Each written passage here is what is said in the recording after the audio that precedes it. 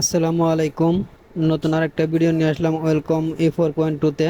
আজকে আপনাদেরকে এই এই আফ্রিকান ফ্ল্যাগ বা পতাকা ডিজাইন করে দেখাবো। তার আগে বলে রাখি, আমার ইউটিউব চ্যানেল এবং ফেসবুক পেজে গ্রাফিক্স এমব্রয়ডারি ডিজাইন প্রতিদিনই আমি আপলোড করি। যারা ডিজাইন শিখে অনলাইনে ফ্রিল্যান্সিং করতে চান, অবশ্যই চ্যানেলটিকে সাবস্ক্রাইব করে রাখবেন, যাতে নতুন নতুন ভিডিও আপলোড করলে আপনি দেখতে পারেন। আর যারা অলরেডি সাবস্ক্রাইব করেছেন, থ্যাংক ইউ সো মাচ। যারা পেজ থেকে দেখবেন, পেজটা ফলো করবেন। তো প্রথমে আমি রেড কালারটাকে করব কমপ্লেক্স ফিল দিয়ে। তো এই বয়েসটা আমি যখন ভিডিওটা রেকর্ডিং করি, আমার বয়েসটা দিয়ে আর খেয়াল ছিল না।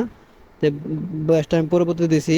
আর আমি অটো আনলাইন লাইন দিব না, আমি আনলাইন লাইন ম্যানুয়ালি পরবর্তী আন্ডারলাইন দিব।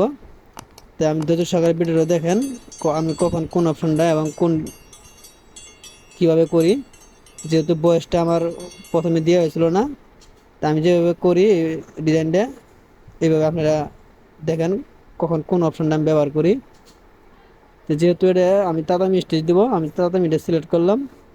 এখন এটা আমি একটু কালেকশন করে, যদি প্রয়োজন পড়ে কালেকশন করব, না করলে এই যে যে একটা স্টিচের মতন, এটা কিন্তু যেভাবে রাখবেন এইভাবে স্টিচ হবে। তা আমি কিভাবে করি আপনারা ভিডিওটা দেখেন।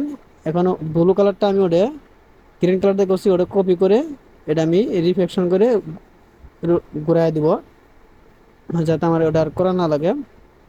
ওকে, এটাকে মিলাইয়া আমি কালারটা চেঞ্জ করে দিব।